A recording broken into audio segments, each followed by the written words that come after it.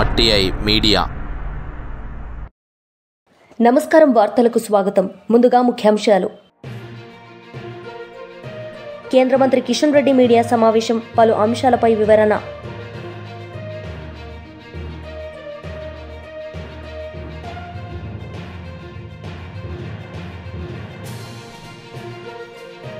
మాజీ మంత్రి శ్రీనివాస్ గౌడ్ మీడియా సమావేశం, పలు అంశాలపై వివరణ.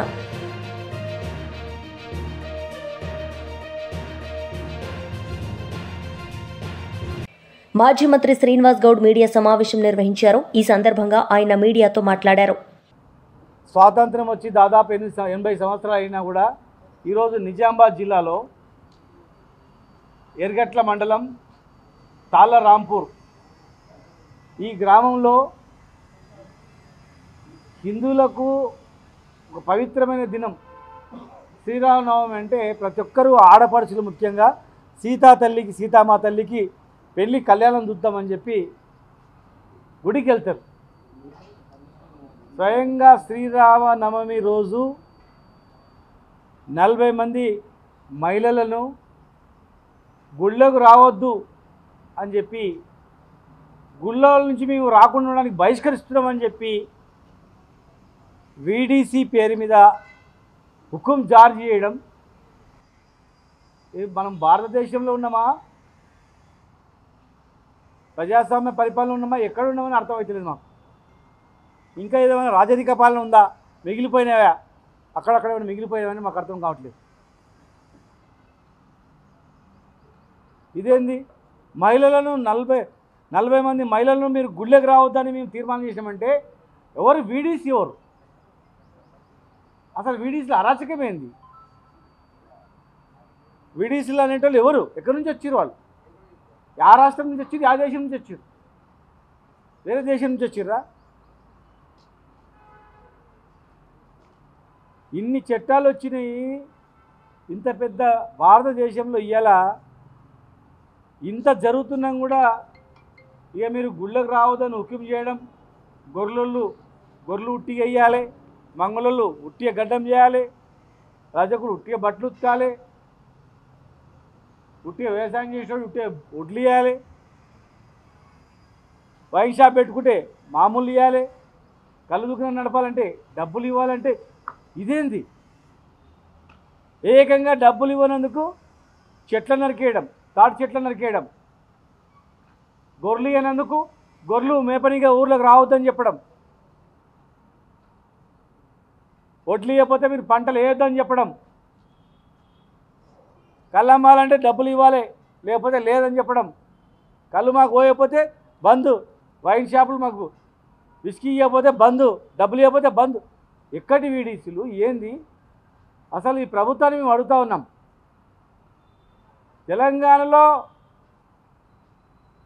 తెలంగాణ వచ్చిన తర్వాత ఇట్లా ఒక మహిళలను బహిష్కరించడం అనేది మొట్టమొదటిసారి. ఇది దాదాపు 15 రోజులైంది.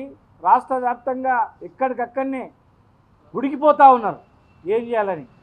మరి ప్రభుత్వం నుంచి ఏం యాక్షన్ లేదు, వాళ్ళపైన ఏ యాక్షన్ లేదు. అసలు VDCలు ఏంటి? VDCలో ఏమైనా చట్టబద్ధత ఉందా? గవర్నమెంట్ ఏమైనా అధికారం ఇచ్చిందా? ఎవరు? పక్కనే పంచాయతీ ఆఫీస్ ఉంటుంది, పక్కనే వాళ్ళది ఉంటుంది. మరి వాళ్ళ పెత్తనం ఏంది దీనిలా? గ్రామ పంచాయతీలు రద్దు చేయండి, గ్రామ పంచాయతీలు మొత్తం రద్దు చేసి మొత్తం VDCలను ఏర్పాటు చేయండి. ఎలక్షన్స్ పెట్టక సర్పంచ్ పెట్టినందుకు ఈ VDCల అరాచకం ఎక్కువైపోయింది. ఒక్కొక్క ఊర్లో సర్పంచ్ ఉన్న సర్పంచ్ కూడా ఏం నడవదు, VDC చెప్తే నా సర్పంచ్ కూడా. ఇదేం చట్టం? ప్రభుత్వానికి మేము ఒకటే రిక్వెస్ట్ చేస్తున్నాం, ఇది పెద్ద కాకముందే దీని మీద అందరూ స్పందించాలా. ఇలాంటి అరాచకాల వల్లనే వెనకటి రోజుల్లో కూడా గుళ్ళకు రావద్దంటే మరి ఎట్లా అని చెప్పి మత మార్పిడి చేసుకుంటూ వెళ్ళిపోయారు. చాలా మతాలు వెళ్ళిపోయారు. ఒక హిందూ ధర్మంలో పుట్టి హిందూ దేవాలయంలో పూజ చేయడానికి వెళ్తున్నామంటే మిమ్మల్ని బహిష్కరిస్తున్నాం, గుళ్ళకు రావద్దు మేము హుకుం జారీ చేసినామంటే వాళ్ళ మీద ఏం యాక్షన్ తీసుకుంటా ఉన్నామని అడుగుతా ఉన్నాం. ధార్మిక సంస్థలు మేము అడుగుతా ఉన్నాం, మీకు వినిపించట్లేదా, కనిపించట్లేదా? ఒక ఆడపడుచులను గుళ్ళకు రావద్దని అంటే మరి ఎక్కడ పోవాలి వాళ్ళు? మత మార్పుల కారణాలు మీకు తెలియవా? వెనకటి రోజుల్లో ముట్టుకోవద్దు, ముట్టుకుంటే మాకు ఇట్లా అవుతుంది, మీరు ముట్టుకుంటే నీళ్ళు చల్లుకుంటాం, రకరకాలుగా అంటరానితనం అవన్నీ ఉన్నందుకే సరే మంచిది పోయి మంచిగా ఉన్న దగ్గర పోతాను పోయారు. ఇలా అన్నీ బంద్ చేయాలని చెప్పి అందరూ చెప్తున్నారు. మరి ఈ ఇన్ని చట్టాలు వచ్చిన తర్వాత ఇంత బహిరంగంగా గుళ్ళకేం చెలగొట్టిందంటే, బహిష్కరించిందంటే, గుళ్ళకు రానియలేదంటే ఈ ధార్మిక సంస్థలు ఏమైనట్లు, ప్రభుత్వం ఏమైపోయినట్లు? అందరు కళ్ళు మూసుకు. మాజీ ఆర్థిక మంత్రి బుగ్గన రాజేంద్రనాథ్ ప్రెస్ మీట్ నిర్వహించారు. ఈ సందర్భంగా ఆయన మీడియాతో మాట్లాడారు. ఆర్థిక సంఘం చేసే సిఫార్సులు ఏవైతే ఉంటాయో రాష్ట్రాలకు సంబంధించిన పన్నుల వాటా కేంద్రానికి వివిధ పన్నుల ద్వారా ఏదైతే రెవెన్యూ సమకూరుతుందో, income tax, corporation tax, GST, customs, central excise ఇవన్నీ కూడా ఉంటాయో అందులో రాష్ట్రాలకు కూడా కొంత వాటా వస్తుందన్నమాట. ఎందుకంటే రాష్ట్రాలన్నీ కలిపితేనే దేశం అవుతుంది కాబట్టి. అయితే అది ఎంత వాటా రావాలా అనేది ఆర్థిక సంఘము సిఫార్సు చేస్తారనమాట. అదేవిధంగా వివిధ రాష్ట్రాలలో కూడా ఏ రాష్ట్రానికి ఎంత రావాలని కూడా ఆర్థిక సంఘం సిఫార్సు చేస్తారనమాట. ఇదే కాకుండా స్థానిక సంస్థలకు గ్రాంటు, ఏదన్నా విపత్తు జరిగినప్పుడు గ్రాంటు, ప్రత్యేకమైన రాష్ట్రాలకు సంబంధించిన కొన్ని అవసరాలకు గ్రాంటు, ఇవన్నీ కూడా సిఫార్సులు చేస్తారు. అయితే ముఖ్యంగా రాష్ట్రాలకు సంబంధించిన పన్ను వాటా, వివిధ రాష్ట్రాలకు సంబంధించిన ఎంత వాటా అనేది ముఖ్యమైన వారి బాధ్యత. అందులో భాగంగా వైఎస్ఆర్ కాంగ్రెస్ పార్టీ తరఫున చెప్పడం జరిగింది. 14వ ఆర్థిక సంఘము మొట్టమొదటిసారిగా డాక్టర్ వైవి రెడ్డి గారు ఉన్నప్పుడు 32% నుంచి 42%కు పెంచడం జరిగింది. ఆ తర్వాత డాక్టర్ ఎన్కే సింగ్ గారు 15వ ఆర్థిక సంఘం కూడా 41% ఇవ్వడం జరిగింది. కానీ నిజానికి చూస్తే ఇంచుమించు 10% తగ్గుతుందన్నమాట రాష్ట్రాలకు వచ్చేటప్పటికి. అంటే 42% ఒకవేళ సిఫార్సు చేసినా మనకు వస్తుండేది 32%. అంటే ఒక సామాన్య మానవునికి అర్థం కావాలంటే ఈ ఇష్యూ, ఒకవేళ ఒక రాష్ట్రానికి ఒక సంవత్సరము 40,000 కోట్లు రావాలని ఒకవేళ పన్నుల వాటా ఉంటే నిజానికి వచ్చేటప్పటికి 30,000 వస్తుందన్నమాట. ఎందుకు తగ్గుతుంది అంటే కేంద్రము సెస్సులు సర్చార్జ్ 42 ఇచ్చినా మీరు మళ్ళీ చేతికి వచ్చేటప్పటికి 30 వస్తుంది కదా. అట్లా బదులు ఒక పని చేయండి, 50 ఇవ్వండి. ఎందుకంటే 30 ఇచ్చేది 42 మొట్టమొదటిసారిగా ఎప్పుడు డాక్టర్ వైవి రెడ్డి గారు సిఫార్సు చేయడం జరిగింది. ఎందుకంటే రాష్ట్రాలకు వాళ్లకు ఇండిపెండెన్స్ ఉండాలి, వాళ్ళకు అటానమీ ఉండాలి, వాళ్లకు ఏ విధమైన ఖర్చులు ఉంటాయో వాళ్ళకే తెలుసు. కాబట్టి ప్రతి విషయంలో కూడా కేంద్రము రాష్ట్రాలకు ఇది ఈ విధంగా చేయి, ఈ విధంగా చేయొద్దని చెప్పేదొద్దు. రాష్ట్రాలకు వాళ్ళ ప్రభుత్వాలు ఉన్నాయి, వాళ్ళు ఎన్నుకున్నారు కాబట్టి వాళ్ళ కొద్ది వాళ్ళ ఖర్చులు వాళ్ళు చూసుకుంటారు, వాళ్ళ ఇష్టపూర్వకంగా ఖర్చులు చేసుకోవాలనే ఉద్దేశంతో పెంచడం జరిగింది. మరింత పెంచండి 50%కి, 50కి పెంచితే కనీసం 40 అయినా వస్తుంది కదా అని చెప్పి ఒక సలహా ఇవ్వడం జరిగింది. ఇంకో సలహా ఏమంటే, మామూలుగా 1971 సెన్సస్ తీసుకుంటారు, ఇప్పుడు 2011 తీసుకుంటున్నారు. 1971 నుంచి 2011 చూస్తే వివిధ రాష్ట్రాలు ఏదైతే కుటుంబ నియంత్రణ వలన జనాభా తగ్గించుకోగలిగిన వాళ్ళందరికీ కూడా ఈరోజు నష్టం కలుగుతుంది. కాబట్టి మేము సలహా ఏమి ఇచ్చినామంటే, ఏ రాష్ట్రాలు అయితే కుటుంబ నియంత్రణ ప్రోగ్రాం కింద జనాభా తగ్గించుకున్నారో ఆ రోజు అవసరాల కొద్దీ వాళ్ళని ఈ విధంగా పెనాల్టీ వేయడం తప్పవుతుంది. కాబట్టి మరొకసారి బోనస్, అంటే ఏ రాష్ట్రాలు అయితే ఆ ప్రోగ్రాం చక్కగా నిర్వహించినారో తద్వారా జనాభా తగ్గిందో వాళ్ళకు బోనస్ ఇవ్వండి, ఆ బోనస్ ద్వారా మరింత మేకప్ అవుతుంది అనేది కూడా ఒక సలహా ఇవ్వడం జరిగింది. అదేవిధంగా రాష్ట్రానికి ఈరోజు పునర్వ్యవస్థీకరణ జరిగిన తర్వాత మనం రెండు భాగాలుగా చూడొచ్చు. 2014 నుంచి 19 ఒక భాగము, 19 నుంచి 24 ఒక భాగము.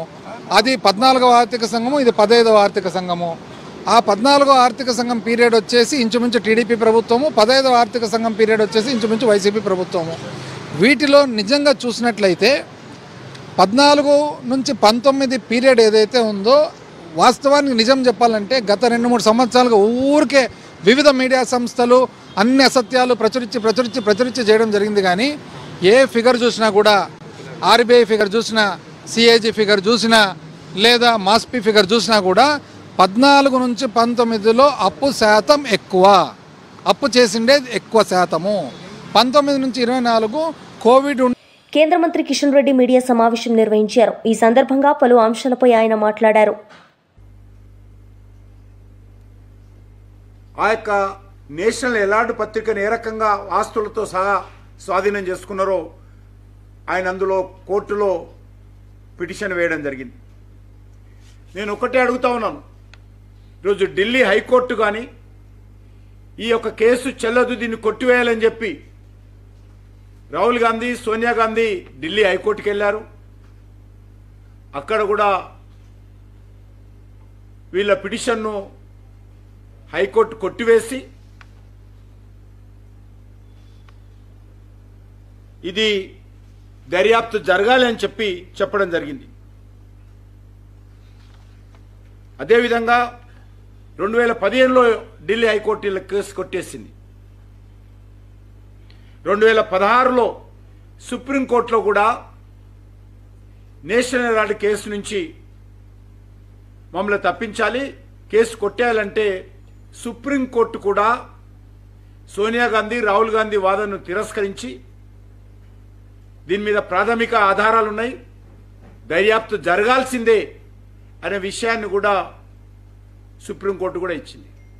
ఏదో ఈరోజే కొత్తగా వచ్చినట్టు, మోడీ గారు వచ్చిన తర్వాతనే, మోడీ గారు ప్రధానమంత్రి అయిన తర్వాతనే ఈ కేసు బయటకు వచ్చినట్టు, మోడీ గారు ఏదో కక్ష సాధింపు చర్యలు, కాంగ్రెస్ పార్టీ నాయకత్వం అదేదో శుద్ధపూసలైనట్టు ఈ కేసును మేమే బయటికి తెచ్చినట్టు, ఈరోజు కాంగ్రెస్ పార్టీ గురువింద గింజ సామెతలాగా ఉల్టా చోర్ ఇంటి ఓనర్ను దబాయించినట్టు ఈరోజు కాంగ్రెస్ పార్టీ దేశవ్యాప్తంగా ధర్నాలు చేయడం అంటే ఈరోజు ప్రజలు అర్థం చేసుకోవాల్సినటువంటి అవసరం ఉంది. ఎందుకోసం ధర్నాలు చేస్తున్నా అడుగుతా ఉన్నాను. మీ పార్టీ నాయకురాలు సోనియా గాంధీ గారు, మీ పార్టీ నాయకుడు రాహుల్ గాంధీ ఈరోజు చట్టానికి వ్యతిరేకంగా అక్రమంగా ఆస్తులు తమ నేతృత్వం వహిస్తున్నటువంటి కంపెనీలకు దారి మళ్లించుకుంటే ఇన్కమ్ ట్యాక్స్ చట్టాలను కానీ, పీపుల్స్ రిప్రజెంటేటివ్ యాక్ట్ చట్టాలను కానీ అన్ని చట్టాలను వయలేట్ చేస్తే కోర్టు అన్ని కూడా దర్యాప్తు చేయాలని ఆదేశిస్తే మీకు భయపడి కేసులు విత్డ్రా చేసుకోవాలని అడుగుతా ఉన్నాను. ఒకసారి కోర్టు పరిధిలోకి వెళ్ళిన తర్వాత అది ఢిల్లీ హైకోర్టు కానీ, సుప్రీంకోర్టు కానీ, అది కేంద్ర ప్రభుత్వం చేతుల్లో కానీ లేక ఈడీ చేతుల్లో కానీ ఉండదనే విషయం అందరికీ తెలుసు. సుప్రీంకోర్టు దర్యాప్తు చేయాలని చెప్పింది, దర్యాప్తు జరగాలని చెప్పింది. కోర్టు కేసు కొట్టేయాలంటే కొట్టేయకూడదని చెప్పింది. చెప్పిన తర్వాత కోర్టుకు సహకరించి, ఈడీకి సహకరించి చేసిన తప్పులను ఒప్పుకోవాలి తప్ప, చెంపలు వేసుకోవాలి తప్ప, ఈ రకంగా రోడ్డు నెక్కినంత మాత్రాన నిజాలు అబద్ధం కావు, నేరాలు ఘోరాలు జరగలేదని తప్పించుకోవడం సాధ్యం కాదన్న విషయాన్ని ఈరోజు రాజకీయ వారసత్వమైనటువంటి నెహ్రూ కుటుంబం అర్థం చేసుకోవాల్సిన అవసరం ఉంది. సోనియా గాంధీ, రాహుల్ గాంధీ అర్థం చేసుకోవాల్సినటువంటి అవసరం ఉంది. కాంగ్రెస్ పార్టీ నాయకులు ప్రజలను తప్పుదారి పట్టించేటువంటి ప్రయత్నం నుంచి మానుకోవాలని మనవి చేస్తా ఉన్నాను. ఎన్ఫోర్స్మెంట్ డైరెక్టరేట్ మీదనో, ఇన్కమ్ ట్యాక్స్ మీదనో, కేంద్ర ప్రభుత్వ కార్యాలయం ముందో ధర్నాలు చేసినంత మాత్రాన మీ యొక్క అవినీతి కుంభకోణాలు, మీ యొక్క అక్రమ చర్యలు సమస్య పోవు అని ఈ సందర్భంగా మనం చేస్తున్నాను. ప్రజలు ఇంకా మర్చిపోలే బోఫర్స్ కుంభకోణం, ప్రజలు ఇంకా మర్చిపోలేదు బొగ్గు కుంభకోణం, ప్రజలు ఇంకా మర్చిపోలేదు 2G స్పెక్ట్రమ్ కుంభకోణం, ప్రజలు ఇంకా మర్చిపోలేదు హెలికాప్టర్ల కుంభకోణం. వాస్తవంగా కాంగ్రెస్ పార్టీ నాయకులు ఈరోజు ధర్నాలు చేయడం అంటే ప్రజాస్వామ్యాన్ని. మాజీ మంత్రి గంగుల కమలాకర్ మీడియా సమావేశం నిర్వహించారు. ఈ సందర్భంగా ఆయన మీడియాతో మాట్లాడారు. అందులో క్లియర్గా ఆధారాలతో సహా ఈరోజు కౌశిక్ రెడ్డి బహిర్గతం చేయడం జరిగింది. మరి ప్రభుత్వం దీని మీద స్పందించాలి. ఎవరో కొంతమంది నాయకులు కావచ్చు, అధికారులు కావచ్చు తప్పు చేస్తే చాలామంది విద్యార్థుల లైఫ్ ఖరాబ్ అవుతుంది. కాబట్టి ఇమ్మీడియట్గా ప్రభుత్వం దీన్ని ముఖ్యమంత్రి రేవంత్ రెడ్డి చాలాసార్లు మాట్లాడిన అసెంబ్లీ సమావేశాలలో మీరు ఎలాంటి సూచన చేస్తే స్వీకరిస్తామన్నారు. ఇది రేవంత్ రెడ్డి గారు ప్రభుత్వానికి కౌశిక్ రెడ్డి క్లియర్గా సూచిస్తాను, ఇది ప్రజల జీవితంలో తప్పు జరిగింది, మరి మీరు దీన్ని సమర్థిస్తున్నారు రేవంత్ రెడ్డి గారు అని చెప్పి సూటిగా ప్రశ్నిస్తున్నారు. నిజంగా మీరు సమర్థించకపోతే వెంటనే దీని మీద జ్యుడిషియల్ ఎంక్వైరీ స్టార్ట్ చేయండి. మీరు నిజంగానే రేవంత్ రెడ్డి గారు నిజంగా దీన్ని ట్రాన్స్పరెన్సీగా పరిపాలన చేయాలనుకున్నప్పుడు కౌశిక్ రెడ్డి ఆరోపణల మీద నిజాలు తెలుసనుగుణంగా ఈరోజు ఒక జ్యుడిషియల్ ఎంక్వైరీ వేయండి. అంటే అన్నింటి మీద జ్యుడిషియల్ ఎంక్వైరీ చేస్తారు కదా, మరి దీని మీద ఎందుకు వేయరు? ఇంతమంది విద్యార్థుల జీవితాలతో ఆడుకున్నది కదా. కాళేశ్వరం జ్యుడిషియల్ ఎంక్వైరీ సీజేతో వేయించినావు. ఏ చిన్న తెలంగాణ టీఆర్ఎస్ ప్రభుత్వం మంచి చేసిన అన్ని కూడా జ్యుడిషియల్ ఎంక్వైరీ నడుతుంది కదా. కేటీఆర్ మీద, ఫార్ములా 4 అన్నిటి మీద ఎత్తున్నారు, వేసుకో, ఇబ్బంది లేదు. మరి దీని మీద ఎందుకు వేయరు? దీన్ని ఇమ్మీడియట్గా కేటీఆర్ గారు ఏదైతే ఫార్మర్ రైస్ మీద వేసినప్పుడు ఇమ్మీడియట్గా ఈటీ కూడా ఎంక్రోచ్ అయింది కదా.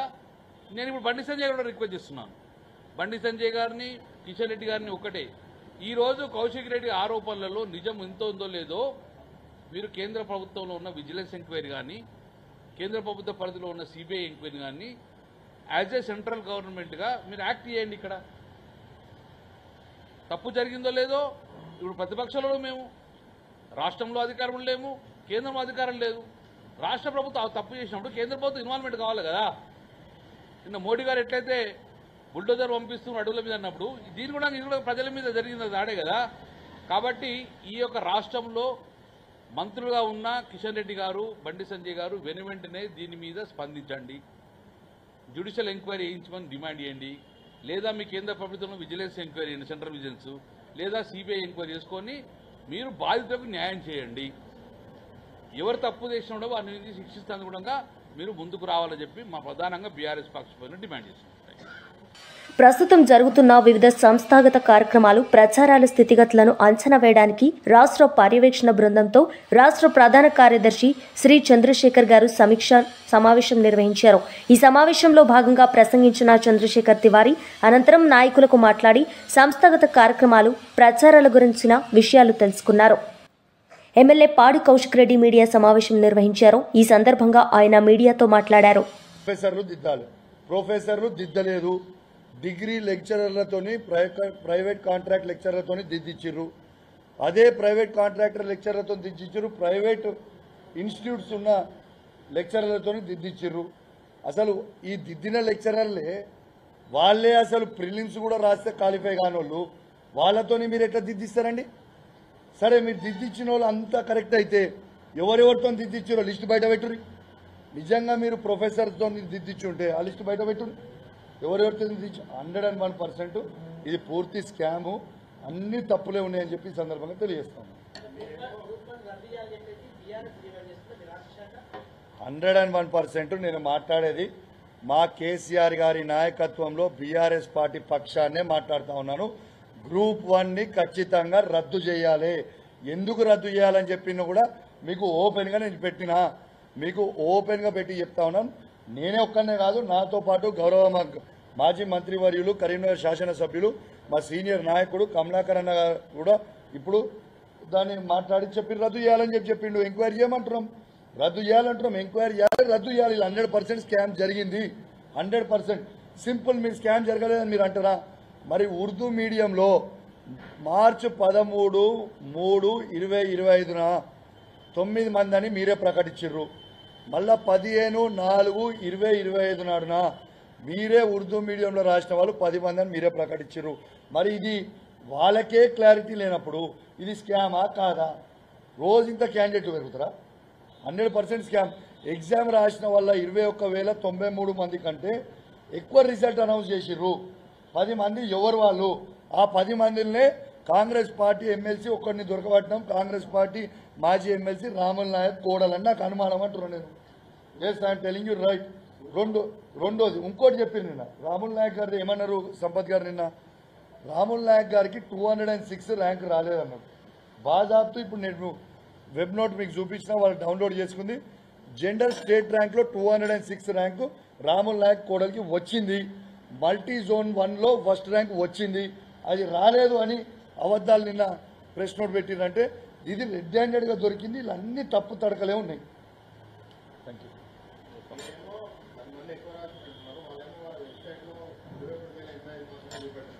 ఒక్క నిమిషం అన్న, ఇది క్లియర్ అన్న. దిస్ ఈజ్ నేను నా సొంత కవిత్వం కాదు, ఇది వెబ్ నోట్ నుంచి మేము డౌన్లోడ్ చేసింది. 21,085 మంది ప్లస్ 18 స్పోర్ట్స్. 21,085 మంది ప్లస్ 18 స్పోర్ట్స్. ఇది రిజల్ట్ వాళ్ళు అనౌన్స్ చేసింది. 21,000. వార్తలు ముగించే ముందు ముఖ్యాంశాలు మరోసారి. కేంద్ర మంత్రి కిషన్ రెడ్డి మీడియా సమావేశం, పలు అంశాలపై వివరణ.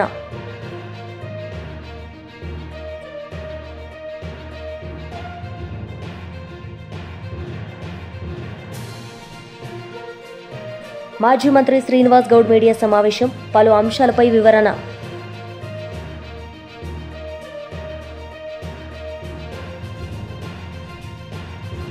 ఈ వార్తలు ఇంతటితో సమాప్తం. తిరిగి ప్రసారమయ్యే వార్తల్లో మళ్ళీ కలుద్దాం. అంతవరకు సెలవు. నమస్తే.